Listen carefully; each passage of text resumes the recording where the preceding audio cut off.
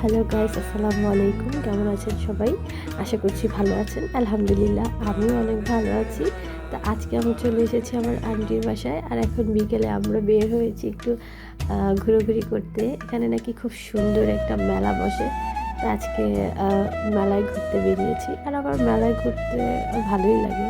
তো এখানকার মানে রাস্তাঘাটগুলো না খুবই গ্রাম্য টাইপের। আর আমার কেন জানি যখনই আমি কোনো সবুজ ঘাসপালা বা মুরগি টুরগি এগুলো দেখি, ঠিক আছে, তো আমার না কেন যেন অনেক গ্রামের মানে ফিল হয়।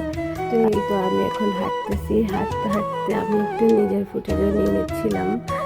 তো এখন আপনারা বলতে পারেন এটা আবার কেমন, রাস্তাঘাট সবুজ থাকলে কি গ্রাম? আসলে আমার গ্রাম নেই।